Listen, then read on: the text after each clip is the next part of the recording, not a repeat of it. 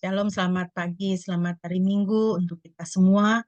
Puji nama Tuhan, pada pagi hari ini kita boleh berkumpul untuk kita mau bersama-sama beribadah kepada Tuhan.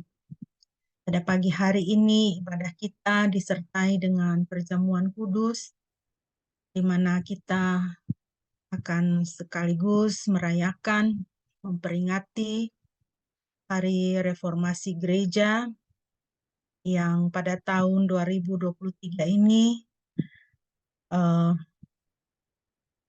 tepat berusia 506 tahun. Dan juga ulang tahun daripada Sinode Gekindo yang pada tahun ini boleh genap berusia 30 tahun. 30 tahun sudah Tuhan mempercayakan pelayanan bagi Sinode Gekindo di Indonesia ini, melayani Tuhan dan berkarya bagi kerajaan surga. 506 tahun sudah reformasi terjadi. Tuhan senantiasa berada dalam kerjaannya untuk menyucikan jemaatnya, menyucikan gerejanya, kudus bagi Tuhan, siap menanti kedatangan Tuhan yang kedua kali.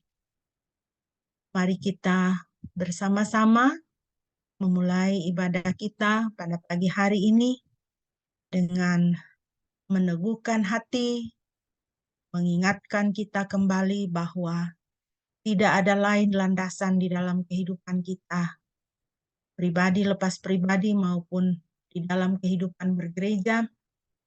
Tiada lain landasanku selain daripada Yesus Kristus Tuhan dan Juru Selamat. NKB nomor 120.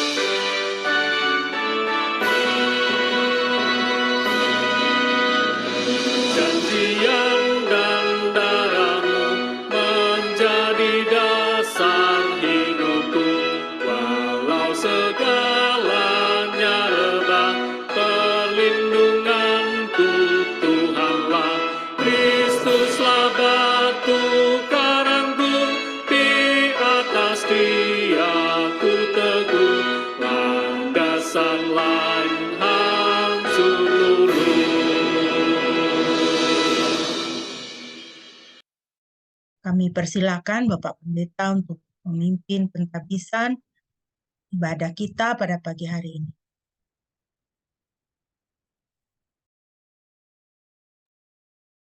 Hari jemaat yang dikasihi oleh Tuhan, kita akan menabiskan ibadah kita. Terima kasih Tuhan untuk pagi ini kami semua, anak-anak-Mu, menghampiri tahta kudus-Mu untuk memuji menyembah-Mu dan mengkhususkan hari ini bagi Tuhan. Kiranya Engkau hadir di tengah-tengah ibadah kami dan kami boleh mengalami Engkau di dalam segenap kehidupan kami. Beracaralah di tengah-tengah kami pada pagi ini, dan biarlah nama Tuhan Yesus ditinggikan di tengah-tengah kami. Jemaat yang dikasih oleh Tuhan, ingatlah senantiasa bahwa pertolongan kita adalah di dalam nama Yahweh, Bapa, Anak, dan Roh Kudus. Kiranya damai sejahtera dari Yahweh Bapa kita dan damai sejahtera dari Tuhan Yesus Kristus serta persekutuan dengan Roh Kudus menyertai kita sekalian dari sekarang ini sampai Tuhan Yesus datang kembali. Amin.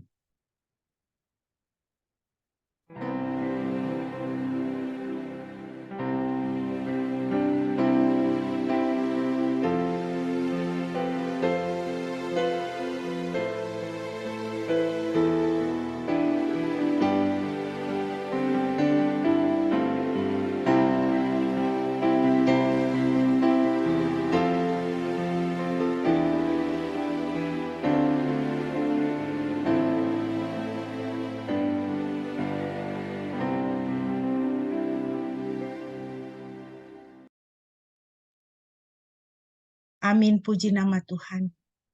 Firman Tuhan yang melandasi ibadah kita pada pagi hari ini terambil dari Roma 1 ayat 16 dan ayatnya yang ke-17. Demikian firman Tuhan. Sebab aku tidak menjadi malu akan Injil Kristus, karena Injil itu adalah kuasa Elohim untuk keselamatan bagi setiap orang yang percaya, baik pertama-tama bagi orang Yahudi maupun bagi orang Yunani. Sebab di dalamnya kebenaran Elohim sedang disingkapkan dari iman kepada iman, sebagaimana telah tertulis, dan orang yang benar akan hidup atas dasar iman. Puji nama Tuhan. Injil adalah harta yang terindah di dalam hidup kita yang Tuhan berikan. Firman Tuhan katakan, Injil adalah kuasa Elohim. Injil adalah kuasa Tuhan untuk keselamatan bagi setiap orang yang percaya.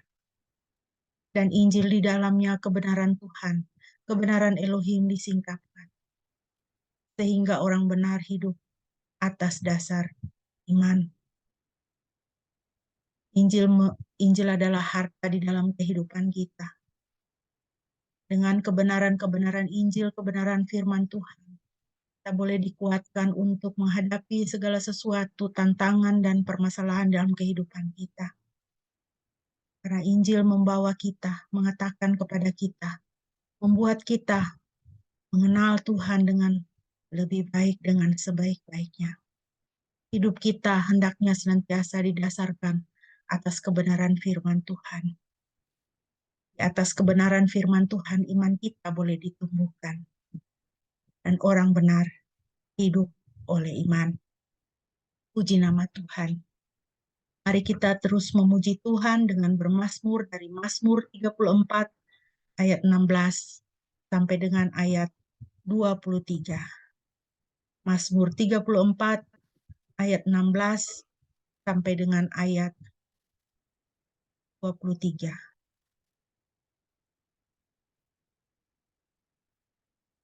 Mazmur 34 ayat 16. Mari kita bermazmur memuji nama Tuhan. Mata Yahweh tertuju kepada orang-orang benar dan telinganya terbuka kepada seruan mereka. Wajah Yahweh menentang mereka yang berbuat jahat untuk melenyapkan ingatan akan mereka dari bumi. Orang benar berseru dan Yahweh mendengar dan melepaskan mereka dari segala kesesakannya. Yahweh itu dekat kepada orang-orang yang patah hati dan Dia menyelamatkan yang remuk jiwanya. Banyak kemalangan orang benar, tetapi Yahweh melepaskan dia dari semuanya. Dialah yang menjaga semua tulangnya, tidak satu pun daripadanya dipatahkan. Kejahatan akan membunuh orang fasik, dan mereka yang membenci orang benar akan bersalah. Yahweh menebus jiwa para pelayannya, dan mereka yang berlindung kepadanya tidak akan bersalah. Puji nama Tuhan. Jemaat yang dikasihi Tuhan, firman Tuhan dalam Mazmur mengatakan bahwa mata Tuhan tertuju kepada orang-orang benar dan telinganya terbuka kepada seruan mereka. Puji nama Tuhan. Tuhan sangat memperhatikan kehidupan kita dan Tuhan menjaga. Tuhan dekat. Tuhan menyelamatkan hidup kita. Mari kita semakin juga mendekat kepada Tuhan. Pada pagi hari ini, Tuhan mau menyapa kita dengan renungan firman Tuhan. Kita mau mempersiapkan diri, kita naikkan pujian seperti yang kau ingini. Biarlah firman Tuhan membentuk kita seperti yang Tuhan ingini.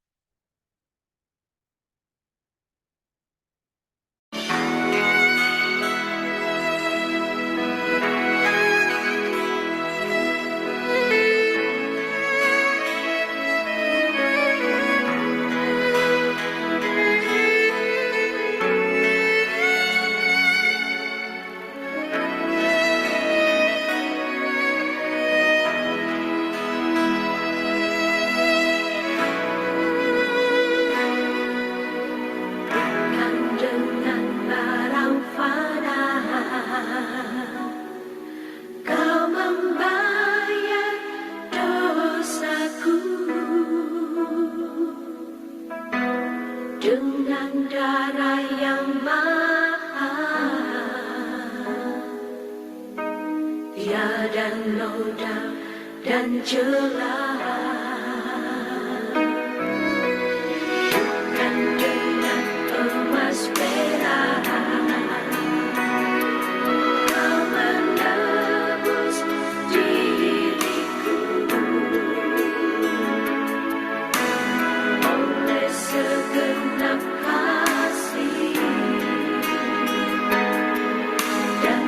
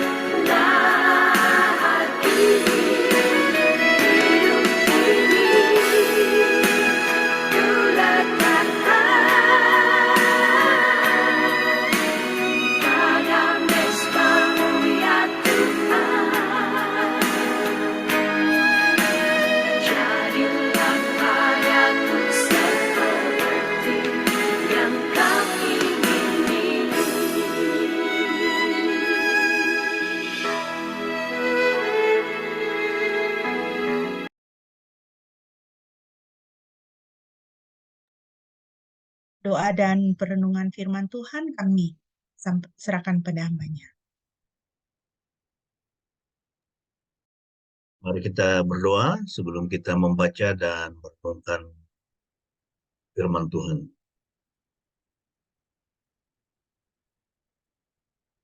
Tuhan, terima kasih untuk pagi ini. Kami siap untuk membaca dan merenungkan firman-Mu. Berilah kami kekuatan untuk dapat melakukannya di dalam kehidupan kami sehari-hari. Kiranya Roh Kudus mengurapi setiap kami, baik yang menjelaskan firman Tuhan dalam konteks kami masing-masing, dan juga setiap jemaat-Mu yang mendengarkan. Kiranya nama Tuhan Yesus dipermuliakan di tengah-tengah kami. Dalam nama Tuhan Yesus kami berdoa. Amin. Ya, selamat pagi semua. Kita akan kembali meneruskan ya pembahasan dari surat Yakobus, dan hari ini kita sampai pada Yakobus pasal yang ketiga ya, Yakobus pasal yang ketiga, ayat yang pertama sampai dengan ayat yang ke 12 ya, ayat 1 sampai dengan ayat yang ke-12. Bisakah di sini saya minta Om Gabriel bisa membacakan untuk kita Yakobus 3 ayat 1 sampai dengan ayat yang ke-12.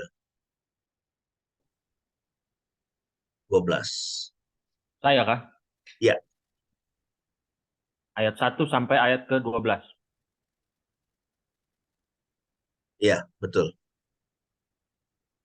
Saudara-saudaraku, janganlah di antaramu banyak yang ingin menjadi guru. Karena kita tahu bahwa sebagai guru kita akan dihakimi dengan ukuran yang lebih berat. Kita semua bersalah dalam banyak hal. Jika seorang tidak bersalah dalam perkataan, ia manusia sempurna yang juga mampu mengendalikan seluruh tubuhnya. Kita mengenakan kekang pada mulut kuda supaya ia menuruti kehendak kita, sehingga kita mengandalkan seluruh tubuhnya. Begitu juga dengan kapal, yang sekalipun sangat besar dan diombang-ambingkan angin ribut, namun dikendalikan oleh kemudi yang sangat kecil, sesuai kehendak jurumudi. Demikian juga lidah, sebagai anggota tubuh yang kecil, namun ia menyombongkan diri akan hal-hal yang besar. Lihatlah, betapapun kecilnya api, ia bisa membakar hutan yang lebat.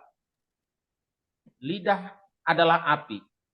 Ia merupakan suatu dunia kejahatan yang ditempatkan di antara anggota tubuh kita. Lidah mencemarkan seluruh tubuh dan membakar jalannya kehidupan, sehingga ia sendiri akan terbakar oleh api neraka. Segala jenis binatang liar, burung-burung, binatang melata, dan yang di dalam laut dapat dijinakkan dan telah dijinakkan oleh manusia.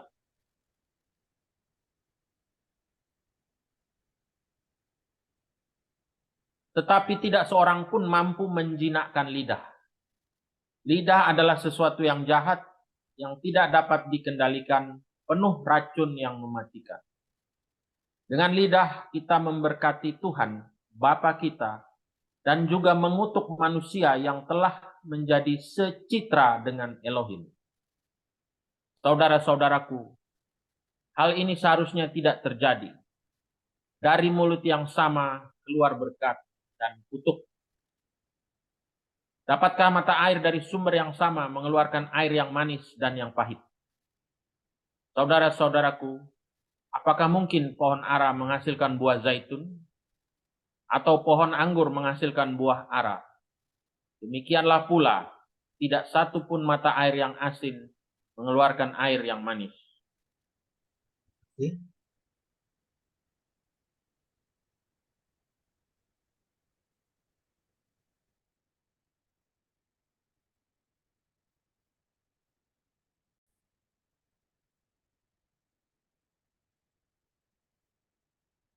Ya, topik kita pada pagi ini ya, cara mengendalikan lidah. Dalam bagian ini, Yakobus dia berbicara mengenai lidah, ya, bagaimana kita bisa mengendalikan lidah kita, dan bahwa lidah itu sesuatu yang sangat penting ya di dalam kehidupan manusia, ya, itu sangat menentukan sekali ya perjalanan hidup kita.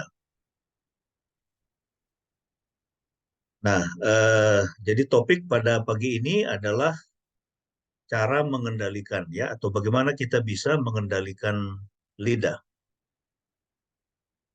Nah, sebelumnya 2 minggu lalu ya, setelah menggambarkan bagaimana iman sejati yang menyelamatkan selalu menghasilkan perbuatan baik ya, itu yang terakhir kita bahas dalam Yakobus 2 ayat 14 sampai 26 ya. Jadi iman yang sejati atau iman yang menyelamatkan itu bisa dilihat dari perbuatan-perbuatan baik yang dihasilkan Maka dalam teks yang tadi kita baca, Yakobus memusatkan perhatiannya pada lidah.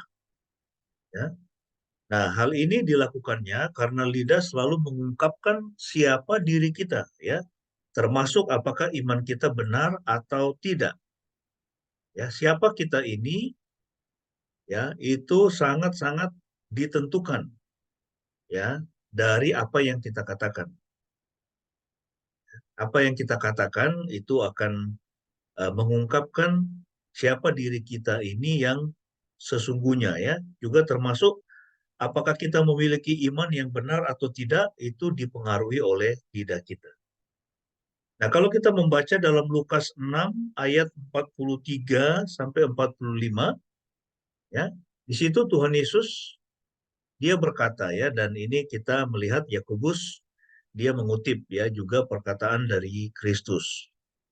Ya, Tuhan Yesus mengatakan tidak ada pohon yang baik menghasilkan buah yang buruk. Dan juga tidak ada pohon yang buruk menghasilkan buah yang baik. Ya, tidak ada pohon yang baik menghasilkan buah yang buruk. Ya, pohon yang baik pasti akan menghasilkan buah yang baik. Ya, pohon yang buruk akan menghasilkan buah yang buruk juga. Setiap pohon dikenal dari buahnya, ya, sebab bukan dari semak duri mereka memetik buah ara, ataupun dari belukar mereka memetik buah anggur. Kemudian Tuhan Yesus dia menjelaskan makna dari gambaran, ya, mengenai pohon baik dan pohon buruk itu dengan mengatakan orang yang baik mengeluarkan hal yang baik dari perbendaharaan hatinya yang baik. Ya, orang yang baik akan mengeluarkan hal-hal yang baik dari perbendaharaan hatinya yang baik. Ya, jadi kalau hati seseorang itu baik, maka dia akan mengeluarkan hal-hal yang baik. Orang yang jahat mengeluarkan hal yang jahat dari perbendaharaan hatinya yang jahat. Ya. Apa yang diucapkan oleh mulut meluap dari hati. Ya, nah jadi ini hal yang sangat penting sekali untuk kita catat, ya, dan perhatikan. Ya, ini seperti apa hati kita. Ya, kalau hati kita itu isinya adalah kasih, damai, ya, itu sukacita, pengampunan, ya, kesediaan berkorban, ya, maka perkataan kita pun juga akan, ya, mengucapkan hal-hal yang seperti itu, ya, kasih, ya, damai sejahtera, sukacita, ya, pengampunan, ya, perkataan yang berbicara tentang kerelaan untuk berkorban. Tapi kalau hati kita ini penuh dengan hal-hal yang buruk, hal-hal yang jahat, ya, apakah itu kepahitan, dendam, amarah, ya, sikap mementingkan diri sendiri, ya, maka yang keluar dari mulut kita juga akan, ya, itu menjadi yang seperti itu. Ya, ini hukumnya seperti itu, ya. Jadi kuncinya adalah pada hati kita, ya. Seperti apa hati kita, ya, itu akan menentukan apa yang kita ucapkan. Nah, satu pertanyaan besar dalam surat Yakobus ini, ya. Jadi pertanyaannya adalah bagaimana orang percaya bisa mengendalikan lidahnya? Ya, bagaimana orang percaya bisa mengontrol lidahnya? Ya, nanti kita akan melihat, ya, dan tadi kita sudah membaca bahwa lidah itu sesuatu yang luar biasa, ya. Itu dikatakan seperti api, dia bisa menghanguskan. Bahkan juga itu dikatakan bahwa tidak seorang pun yang bisa mengendalikan, ya, itu lidahnya, ya, begitu. Ya. Nah, tapi pertanyaannya, lah kalau begitu ini bagaimana? Ya, itu solusinya apa? Apakah ada solusi yang bisa kita temukan dari Yakobus pasal 3 ayat 1 sampai 12 ini? Ya, apa memang benar bahwa lidah itu tidak bisa dikendalikan? Ya. Nah, ini akan kita bahas pada pagi ini. Nah, bagaimana kita bisa mengendalikan lidah kita? Ya, ada beberapa prinsip rohani yang perlu kita perhatikan dari teks ini. Ya. Yang pertama, untuk mengendalikan lidah, kita harus menyadari bahwa Tuhan akan menghakimi setiap perkataan kita. Ya, untuk kita bisa mengendalikan lidah kita, kita harus ingat bahwa satu hari nanti, ya di pengadilan Tuhan, semua yang kita katakan itu akan kita atau harus kita pertanggungjawabkan. Ya, Tuhan akan menghakiminya. Dan surat Yakobus memulai dengan itu dengan statement itu, ya itu dengan pernyataan itu. Ya, sehingga dia mengatakan, ya dia menulis, saudara-saudaraku, janganlah di antaramu banyak yang ingin menjadi guru. Ya, karena kita tahu bahwa sebagai guru kita akan dihakimi dengan ukuran yang lebih berat. Ya, guru di sini bukan dalam pengertian ini seperti Om Gabriel, ya, Om Gab yang adalah dosen, bukan itu ya. Guru di sini berbicara tentang guru Alkitab, ya, atau guru rohani. Ya, itulah orang-orang Farisi ahli Taurat. Ya, pengajar-pengajar Alkitab, ya, pengajar-pengajar firman Tuhan. Ya, atau pemberi nasihat, katakanlah begitu. Ya. Nah, Yakobus ini mulai dengan statement itu, ya, janganlah di antaramu banyak yang ingin menjadi guru, karena seorang guru itu akan dihakimi dengan ukuran yang lebih berat. Ya. Nah, jadi ini poin yang pertama, untuk mengendalikan lidah kita harus menyadari bahwa Tuhan akan menghakimi perkataan kita. Semua yang pernah kita ucapkan akan atau harus kita hakimi. Nah, kita tentu ingat ya di dalam Injil, ya, Tuhan Yesus, ya, dia acap kali ya memperingati para murid, ya, dan juga orang-orang banyak, ya, supaya mereka tidak meneladani hidup para ahli Taurat dan orang-orang Farisi. Ya, kita bisa membaca itu di dalam Matius 23 ayat 2 sampai 7. Ya, Tuhan Yesus dia mengajar, dia berkata, para ahli Taurat dan orang-orang Farisi telah duduk di atas kursi Musa. Orang Farisi, ahli Taurat telah duduk di atas kursi Musa. Ya, itu adalah kursi penghakiman. Ya, Musa sebagai nabi juga dia seorang hakim, ya, yang mengadili, menghakimi orang Israel. Ya, dan Yesus mengatakan, jadi semua yang mereka katakan kepadamu untuk dipatuhi, patuhilah dan lakukanlah. Ya, yang mereka katakan karena itu bersumber dari Taurat dan harus kamu patuhi, kamu patuhi.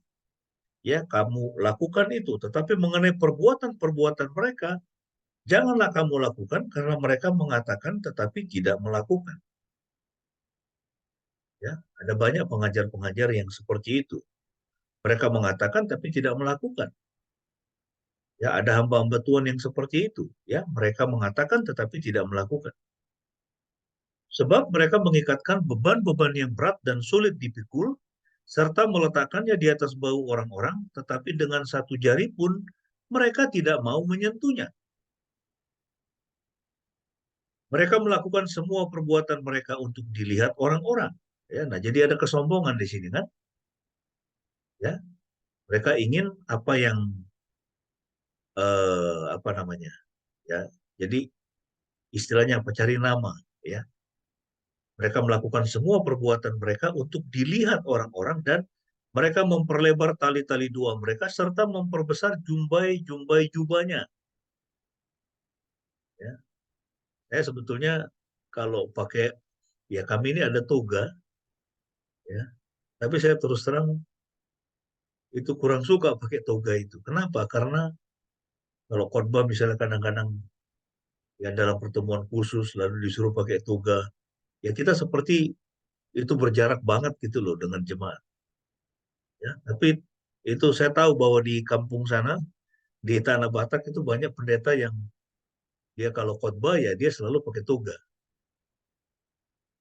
Ya, mudah-mudahan ya, itu mereka melihatnya sebagai toga pelayanan, ya, bukan sebagai toga yang kemudian ya itu mereka mencari pengakuan ya melalui itu pakaian itu. Ya, mereka melakukan semua perbuatan mereka untuk dilihat orang-orang, memperlebar tali-tali doa mereka serta memperbesar jumbai-jumbai jubahnya. Nah, ini. Ya, kemudian bukan hanya itu ya, orang Farisi ahli Taurat dikatakan mereka juga menyukai tempat terhormat dalam perjamuan dan tempat duduk terdepan di dalam sinagoga. Mereka senang menerima salam di pasar-pasar dan disapa Rabi oleh orang-orang. Ya. Nah, jadi ini yang dimaksudkan oleh Yakobus. Jangan banyak di antara kamu mau menjadi guru. Ya, itu berbicara tentang ahli Taurat dan orang-orang Farisi. Ya, yang mereka mengatakan yang baik, mereka mengajarkan firman Tuhan, tapi mereka tidak melakukan firman Tuhan itu. Ya, Tuhan Yesus mengatakan mereka yang menelan ya rumah para janda katanya. Ya, mereka yang haus dengan popularitas. Ya, mereka yang mencari pengakuan ya itu dari orang banyak ya atau dari jemaat ya.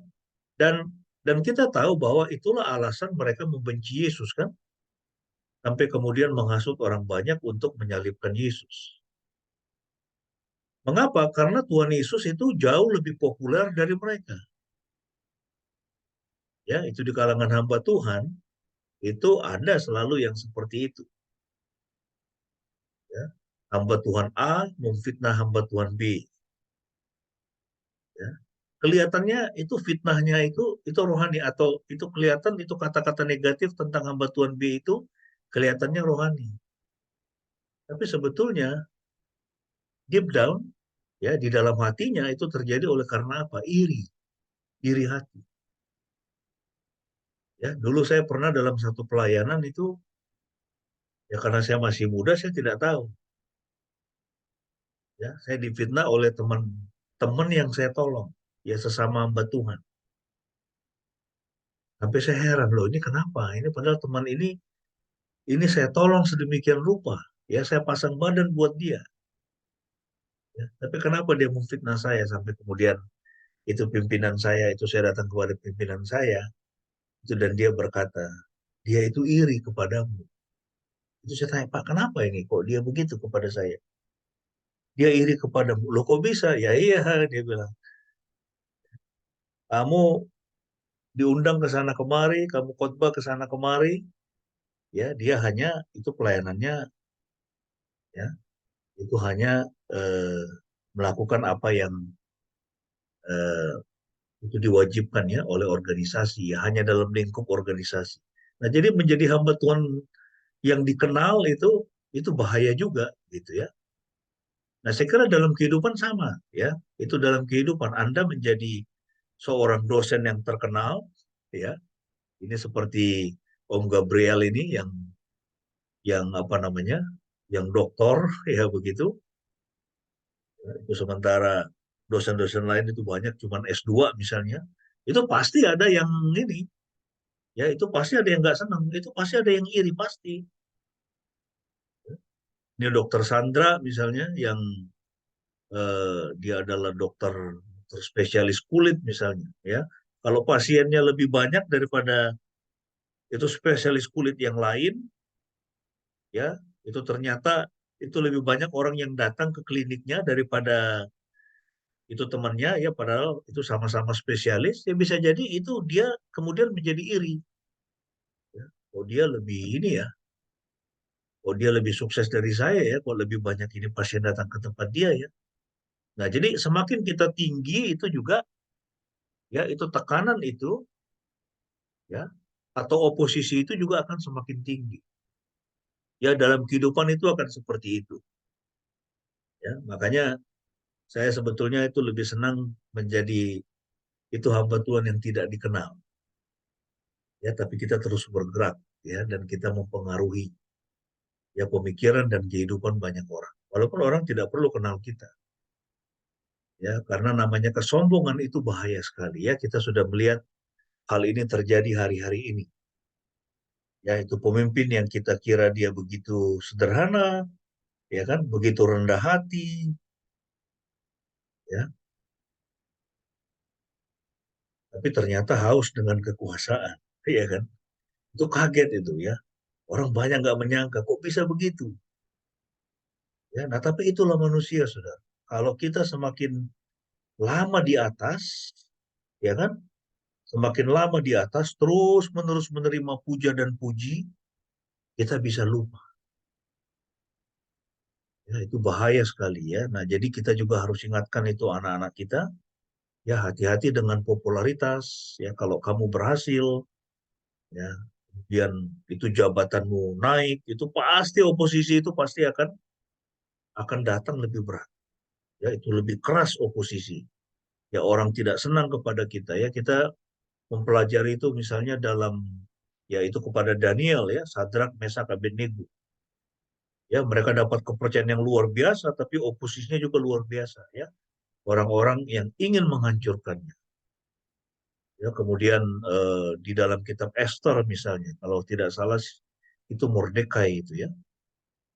Nah, jadi ingin dihancurkan, ya, ingin dihancurkan oleh orang-orang yang tidak senang kepadanya.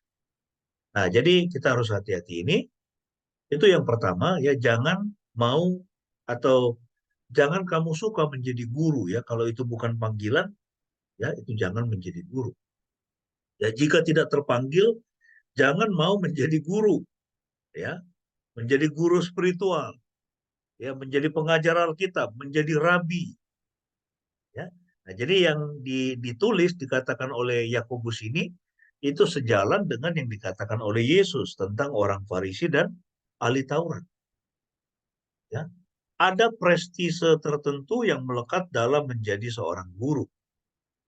Ya, agaknya Anda tahu lebih banyak daripada mereka yang Anda ajar. Yang berarti mereka harus menghormati Anda dalam beberapa hal. Ya, oleh karena itu terdapat bahaya bahwa beberapa orang akan mengambil jabatan sebagai pengajar Alkitab karena alasan yang salah. Atau bahwa mereka yang mengambil posisi tersebut karena alasan yang benar nantinya akan menjadi sombong. Ya, orang menjadi pengajar Alkitab karena apa? Dia mencari pujian, ya, dia mencari pengakuan. Atau ada juga mereka yang mengambil posisi tersebut karena alasan awalnya itu alasan yang benar, tapi kemudian ya karena orang senang kan dan selalu puji dia, waduh Pak Pendeta khotbahnya bagus banget nih hari. Ya, nah, nanti setelah berapa tahun dia kalau udah nggak dengar, ya itu jemaatnya misalnya memuji dia, itu khotbahnya bagus, dia rasa itu tawar hati. Ya. Jadi dia kemudian selalu mengejar itu, ya mengejar pengakuan. Ya, akhirnya apa? Orang menjadi sombong ya, dan kita belajar bahwa dosa kesombongan ya itu salah satu ya dosa, itu dosanya iblis kan? Ya, dia jatuh dan diusir dari surga oleh Tuhan oleh karena apa? Dosa kesombongan.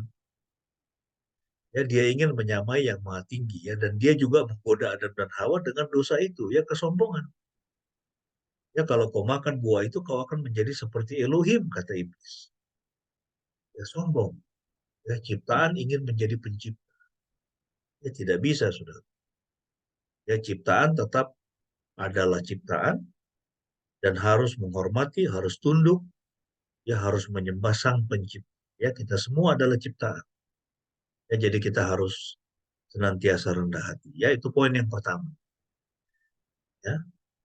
Nah, jika seseorang mengajar Alkitab karena keinginan tersembunyi akan status atau pengakuan, dia melakukannya untuk dirinya sendiri dan bukan untuk Tuhan.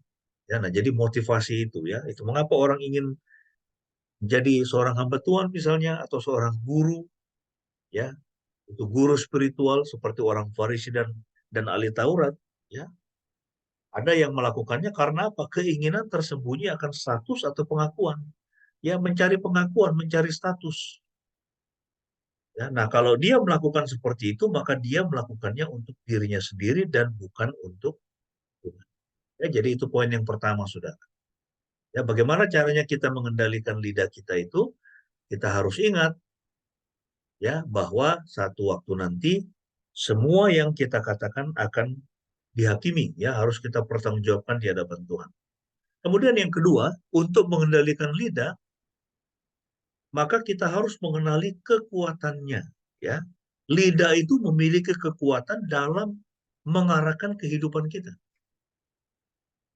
Ya, ini menarik ya. Lidah kita ini ya, dia punya kekuatan yang sangat besar sekali dalam mengarahkan kehidupan. Walaupun dia kecil, ya, tapi dia sanggup ya mengendalikan kehidupan kita atau mengarahkan kehidupan kita. Ya, kita mau kemana itu ditentukan oleh lidah kita.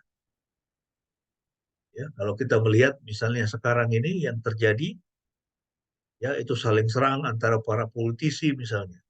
Ya itu semua berkaitan dengan perkataan, bukan?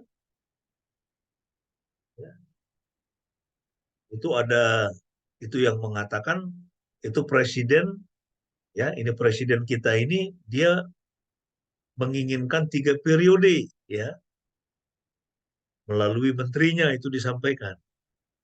Ya, lalu kemudian kemarin itu menteri yang merasa bahwa dia yang datang itu dia mengatakan betul saya mengatakannya, tapi saya tidak diperintah oleh ini presiden, dia bilang. Nah, jadi itu semua berkenaan dengan perkataan. Ya, dan kita lihat bahwa lidah itu memiliki kekuatan yang luar biasa dalam mengarahkan kehidupan. Ya, nah gambarannya di situ adalah tali kekang kuda dan kemudi kapal. Yakobus 3 ayat 3 dan 4. Kita mengenakan kekang pada mulut kuda supaya ia menuruti kehendak kita, sehingga kita mengendalikan seluruh tubuhnya. Ya. Jadi itu kekang, itu kan kecil ya, dia bukan barang yang besar, itu pelana itu lebih besar ya. Ya hanya di bagian kepalanya saja itu, leher sedikit ya. Nah, jadi kekang pada mulut kuda kita kenakan supaya apa? Kuda itu menuruti kehendak kita sehingga kita mengendalikan seluruh tubuhnya ya. Jadi kita bisa mengendalikan seluruh tubuh kuda itu hanya dengan kekang pada mulutnya. Ya, atau misalnya eh, kerbau yang begitu besar misalnya kan, ya cuman di hidungnya itu kan. Lalu udah dia ikut aja itu. Ya kita bisa bawa dia kemana ya, kita bisa kendalikan dia. Begitu juga dengan kapal yang sekalipun sangat besar dan yang diombang-ambingkan angin ribut, namun demi dikendalikan oleh kemudi yang sangat kecil sesuai kehendak jurumudi. Ya kapal-kapal besar, ya bahkan sangat besar, ya itu kemudinya ya segitu aja, sama semua. Ya, nah jadi itulah gambaran lidah ya. Lidah itu seperti kekang kuda, ya kekang pada kuda dan kemudi pada kapal.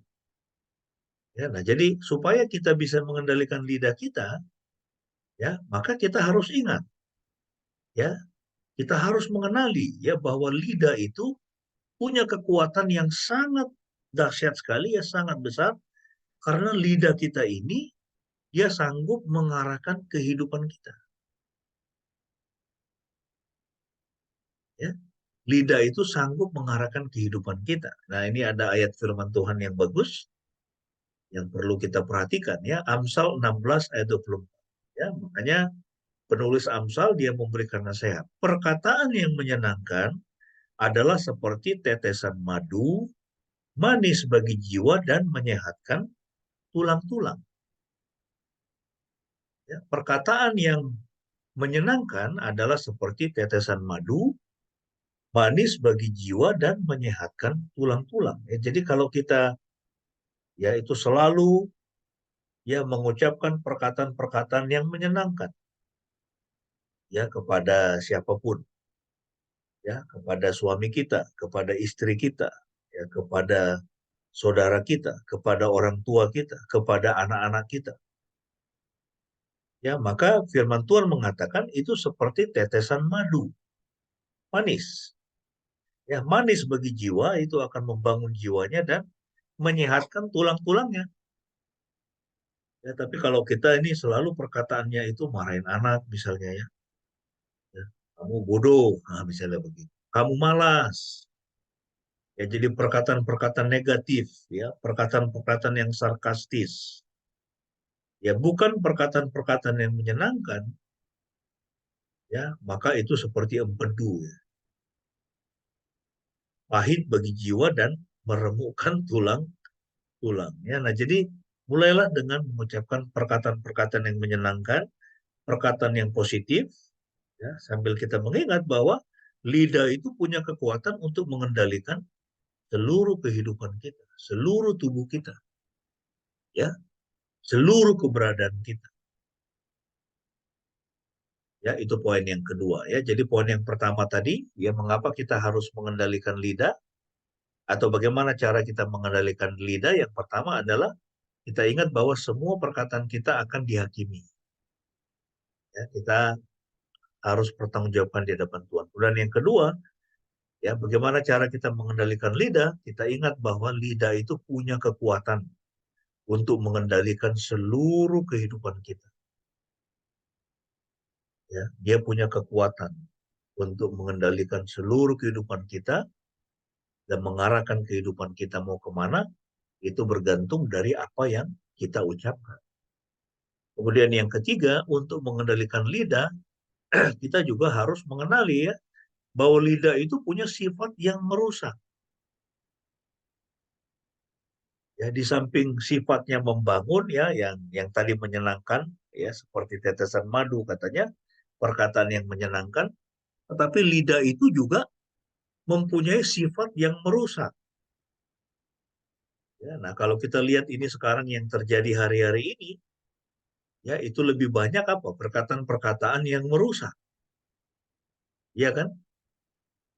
Sejak keputusan MK, kemudian Gibran menjadi cawapres, ya, yang kita lihat, kita saksikan di media itu apa?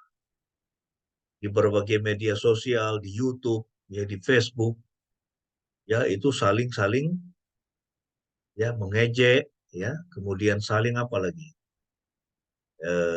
Memfitnah ya mungkin, ya, itu saling merusak, saling menghancurkan, ya. Nah, jadi lidah itu memiliki sifat yang merusak. Ayat 5 dan 6. Demikian juga lidah sebagai anggota tubuh yang kecil, namun ia menyombongkan diri akan hal-hal yang besar.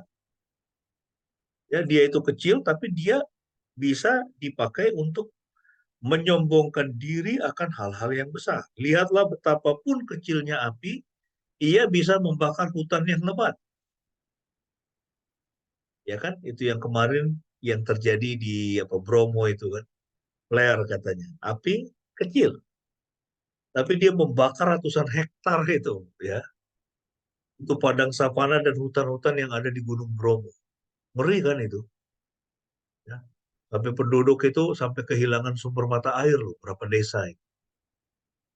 Ya, jadi dari api yang kecil dia bisa membakar hutan, ya, membakar bidang yang sangat luas. Jadi lidah itu seperti api. Lidah adalah api.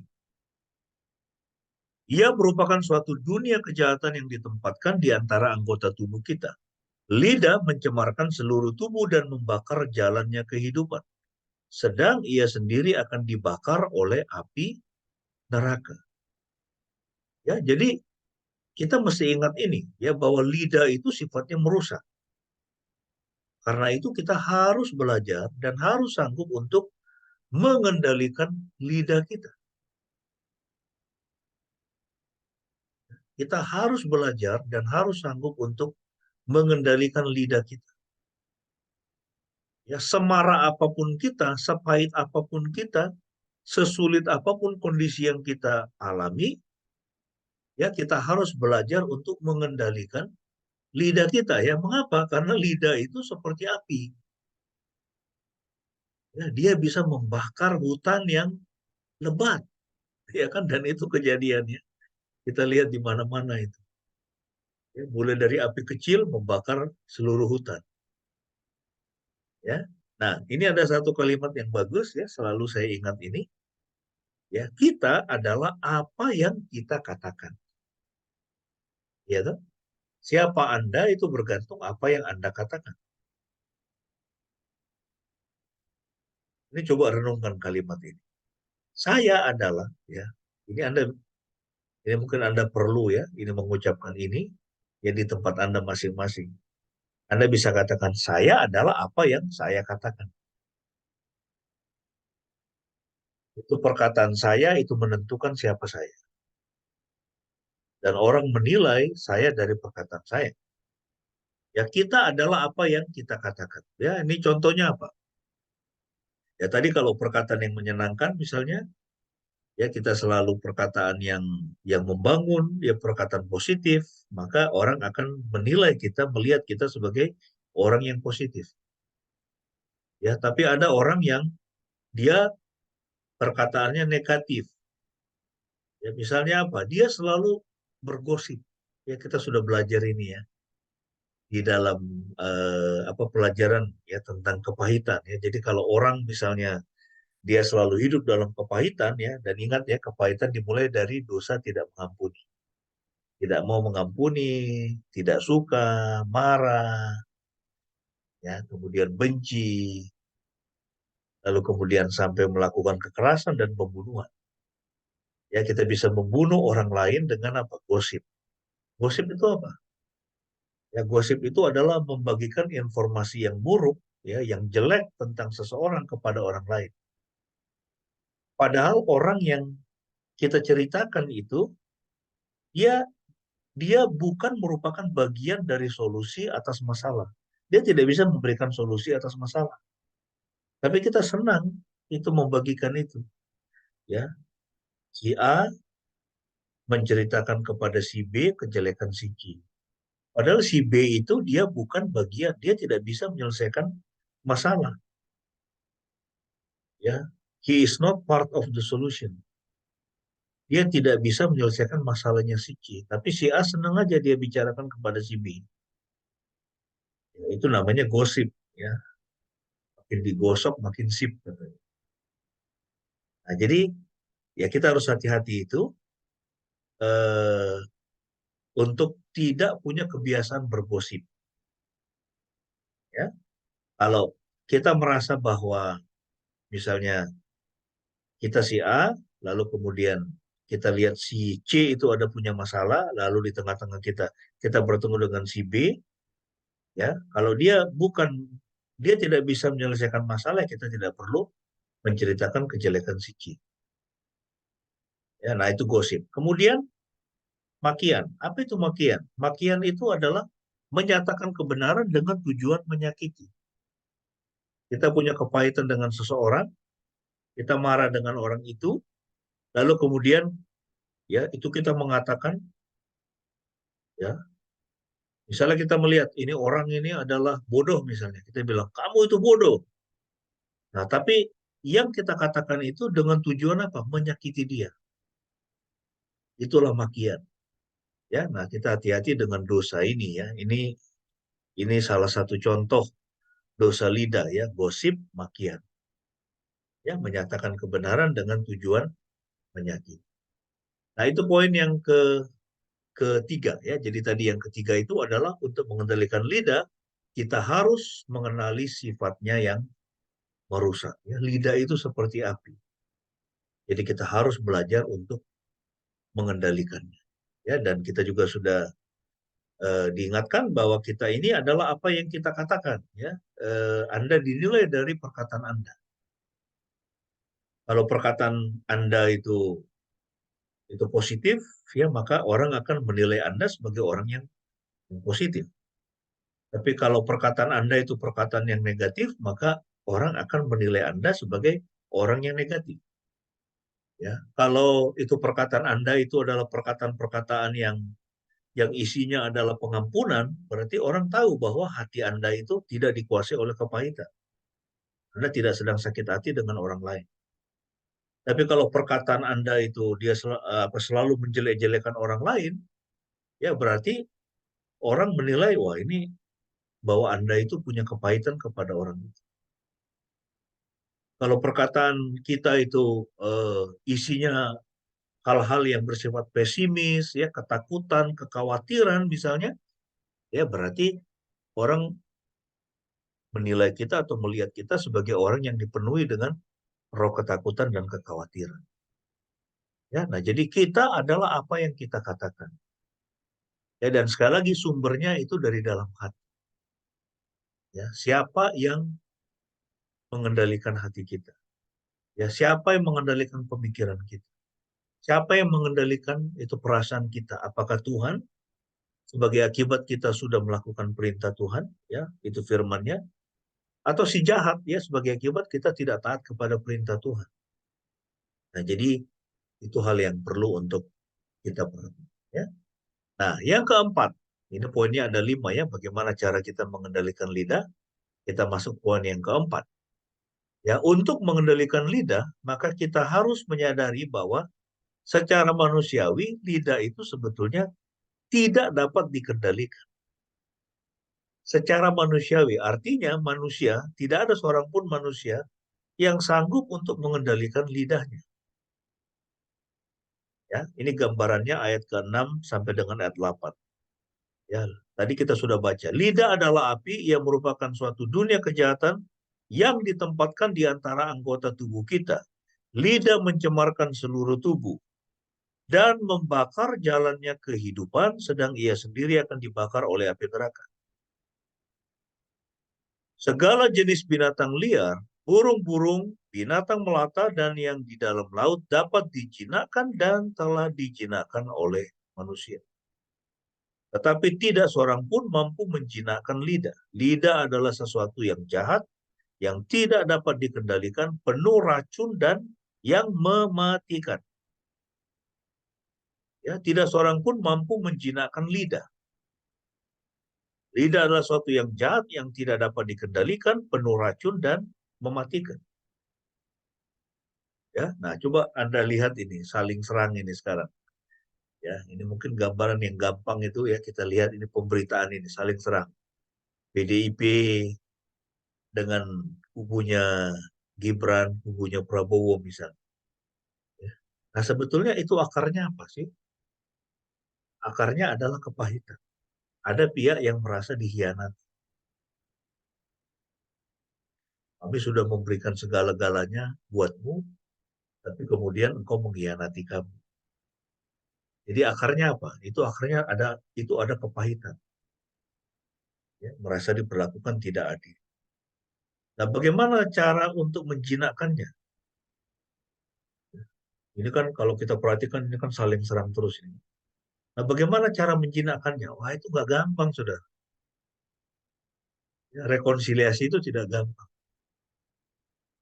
Ya, untuk berdamai itu tidak gampang. Itu proses yang berat. Ya.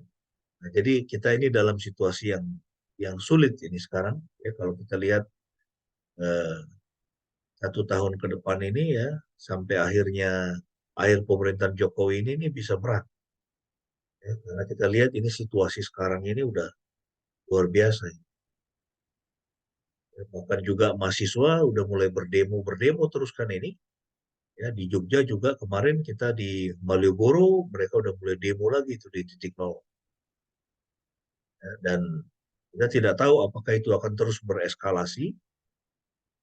Ya, ya, kita lihat saja dan kita perlu berdoa. Ya, nah kita kembali ke topik kita di sini. Ya, kita harus menyadari secara manusiawi lidah tidak dapat dikendalikan. Ya, makanya kita harus hati-hati dengan perkataan kita ya. Tuhan Yesus mengatakan, kalau ya, katakan ya, kalau tidak, katakan tidak. Apa yang lebih daripada itu berasal dari si jahat.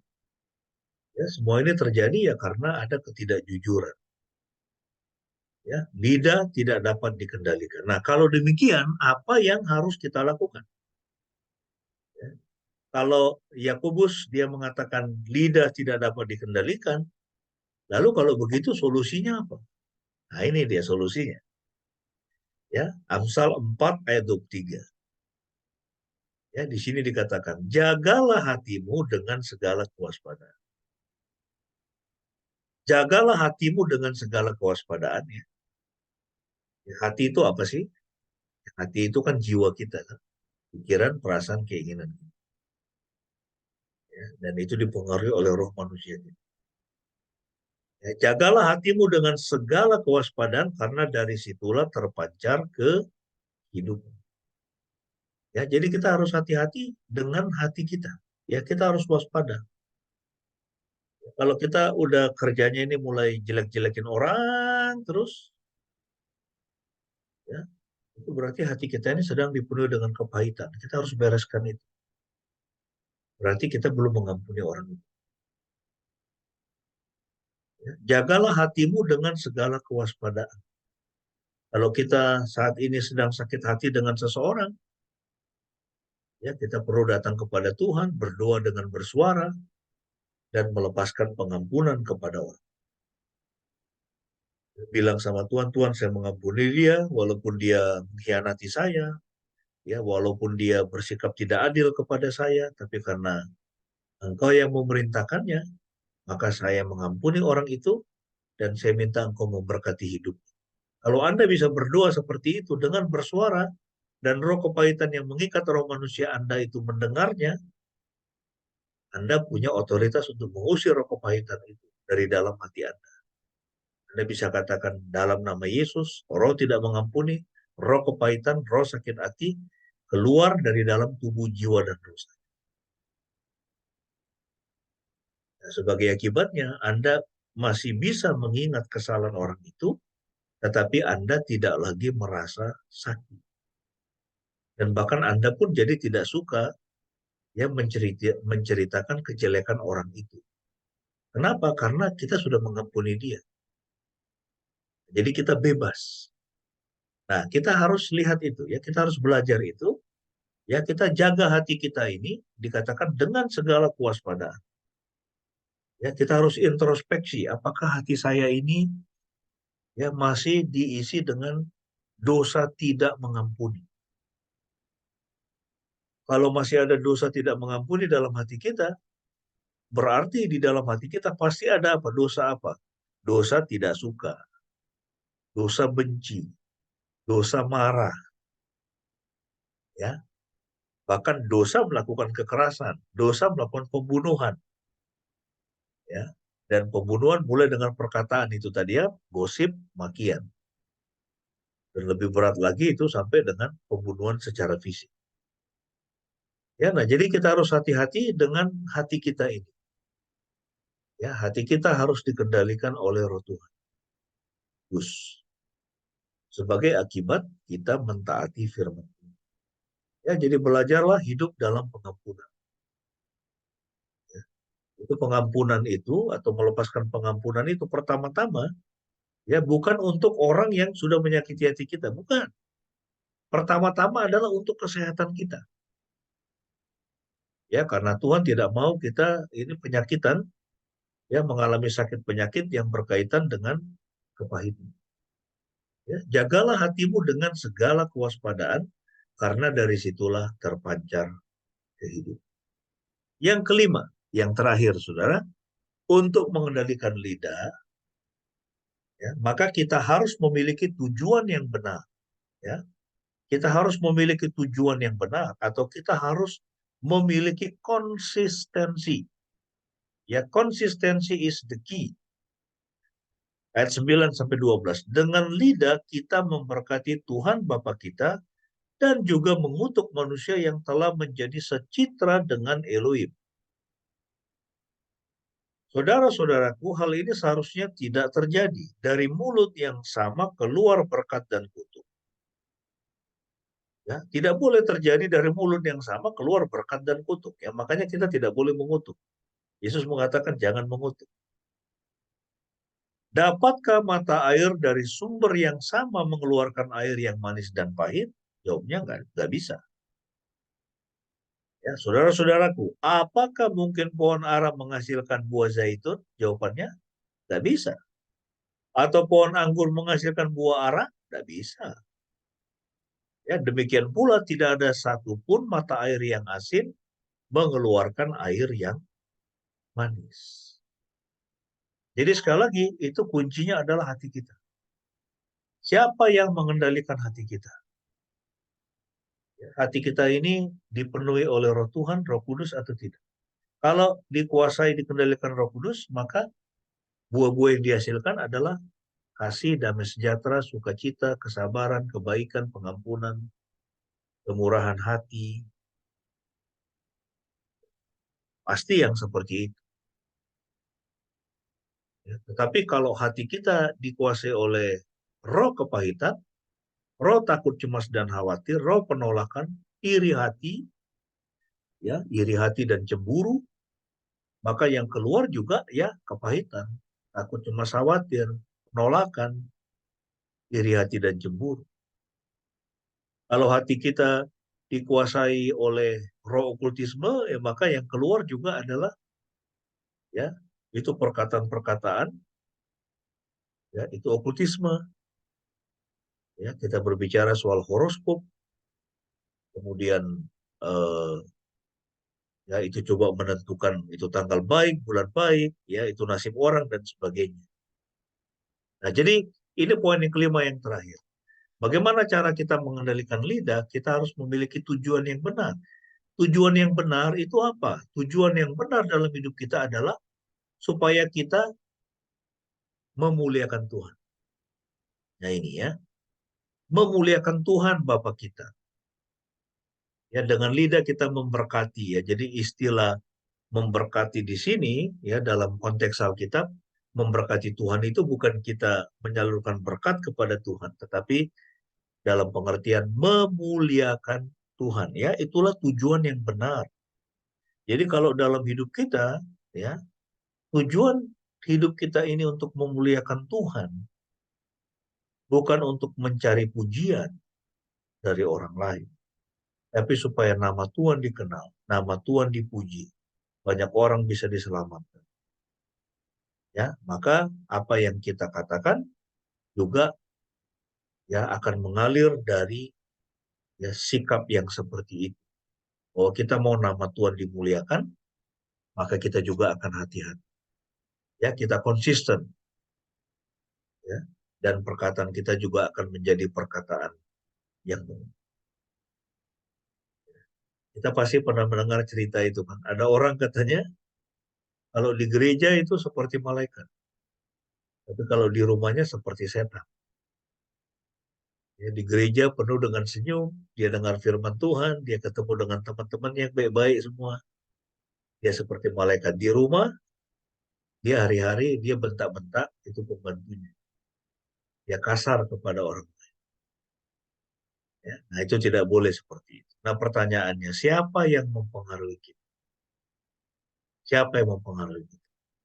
Apakah Tuhan sebagai akibat kita melakukan perintahnya, atau roh jahat sebagai akibat kita tidak mentaati perintah Tuhan? Ya, saya akan menutup firman ini dengan sebuah cerita. Ya, ini seorang rabi, Joseph Teluskin, telah berceramah di seluruh negeri tentang dampak kata-kata yang kuat dan seringkali bersifat negatif. Dia bertanya kepada penonton, apakah mereka bisa bertahan selama 24 jam tanpa mengucapkan kata-kata kasar atau apapun tentang atau kepada siapapun. Ia berkata, selalu ada sebagian kecil pendengar yang mengangkat tangan untuk menandakan ya. Ya, jadi ada yang bisa ya selama 24 jam tidak bersifat negatif atau berkata-kata kasar. Ada yang tertawa dan cukup banyak yang berseru, tidak. Dia menjawab, mereka yang tidak bisa menjawab ya harus menyadari bahwa Anda mempunyai masalah serius. Ya. Jadi kalau Anda selama 24 jam tidak bisa mengucapkan kata-kata kasar, ya, untuk kata-kata kasar apapun tentang atau kepada siapapun, ia berkata bahwa Anda punya masalah serius. Jika Anda tidak bisa bertahan selama 24 jam tanpa minum minuman keras, maka Anda itu disebut kecanduan alkohol. Jika Anda tidak bisa bertahan selama 24 jam tanpa merokok, maka Anda kecanduan nikotin. Demikian pula, jika Anda tidak bisa bertahan selama 24 jam tanpa mengucapkan kata-kata buruk tentang orang lain, maka Anda kehilangan kendali atas lidah Anda. Jadi kalau kita selama 24 jam kita tidak bisa menceritakan hal yang buruk tentang orang lain, maka kita telah kehilangan kendali atas lidah kita. Ia melanjutkan dengan mengatakan, tidak ada bidang kehidupan di mana banyak dari kita secara sistematis telah melanggar hukum emas. Ya, aturan emas. Apa itu hukum emas? Tuhan Yesus mengatakan, apapun yang kau ingin orang lain perbuat kepadamu, perbuatlah demikian kepada mereka. Apapun yang orang lain ingin perbuat kepadamu, maka perbuat demikian kepada mereka. Anda ingin orang lain berbuat baik kepada Anda, berbuat baiklah kepada orang lain. Ya, kiranya firman ini mengingatkan kita ya bahwa lidah ini suatu yang penting, ya sesuatu yang dahsyat. Dia mengendalikan kehidupan. Ya, siapa kita ditentukan dari lidah kita. Ya, biarlah 1 minggu ke depan kita terus mengingat, merenungkan kebenaran firman ini, dan biarlah lidah kita mengucapkan berkat. Ya, selalu mengucapkan kata-kata yang menyenangkan. Ya, menyenangkan, memberkati orang, membangun orang. Ya, kita belajar berbicara dengan ramah kepada orang lain. Ya, tidak berkata-kata kasar. Ya, dan biarlah teladan Kristus boleh terlihat dalam kehidupan. Kiranya Tuhan Yesus memberkati kita. Amin. Mari kita bertunduk kepala dan berdoa. Saya minta Ibu Pendeta bisa menaikkan doa syafaat dan juga kalian persiapan untuk masuk dalam perjamuan.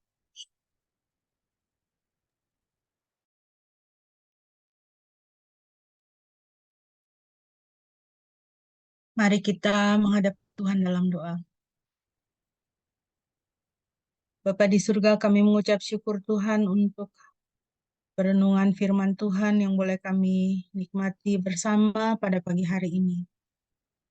Kiranya firman Tuhan senantiasa mengingatkan kami untuk hidup sungguh-sungguh lurus di hadapan Tuhan. Utamanya mengendalikan perkataan kami. Sehingga di dalam kehidupan kami sebagai anak-anak Tuhan, kami senantiasa menggunakan perkataan kami sebagai sumber untuk memberkati orang lain. Terima kasih Tuhan. Kiranya Roh Kudus memimpin kami untuk senantiasa kami boleh mengingat akan firman Tuhan dan memberikan kami kuasa untuk menjadi pelaku firman di dalam kehidupan kami. Bapa di surga, kami akan memasuki perjamuan kudus, di mana kami akan mengingat akan Engkau, akan pengorbanan yang Tuhan sudah lakukan bagi kami, sehingga kami boleh mendapatkan pengudusan kami, sehingga kami dapat menghampiri tahta Bapa yang Maha Kudus. Engkau yang telah menyerahkan putramu yang tunggal ya Bapa, supaya kami bisa menjadi anak-anak-Mu. Terima kasih Tuhan, kami sungguh mengucap syukur. Di dalam nama Yesus kami berdoa, haleluya. Amin.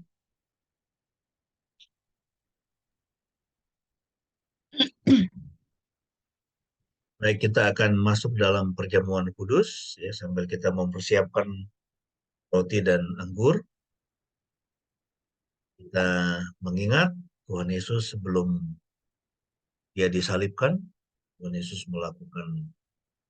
mengadakan perjamuan Paskah, ya, perjamuan malam yang terakhir bersama dengan para murid. Kemudian dia mengambil roti, lalu dia memecahkannya, dan dia berkata, inilah tubuhku yang diserahkan bagi kamu, perbuatlah ini setiap kali kamu memakannya, jadi peringatan akan aku. Mari kita mengangkat roti di tangan kanan kita, sambil kita mengingat tubuh Tuhan Yesus yang dipecah-pecahkan bagi kita. Dan firman-Nya mengatakan, oleh bilur-bilurnya kamu semua sudah disembuhkan. Mari kita makan dengan penuh pengucapan.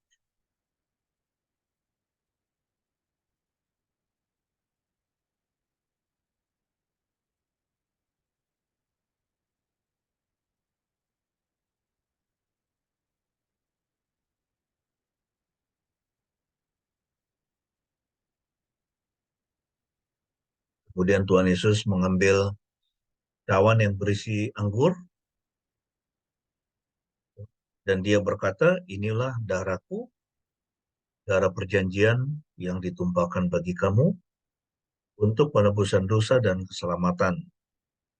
Perbuatlah ini setiap kali kamu meminumnya menjadi peringatan akan aku. Kita mengangkat anggur di tangan kanan kita, memberi penghormatan kepada darah Tuhan Yesus yang sudah dicurahkan untuk menebus dosa-dosa kita, menyucikan tubuh, jiwa, dan roh kita, hingga kita layak untuk diselamatkan, memiliki hidup yang kekal. Minumlah dengan pengucapan syukur.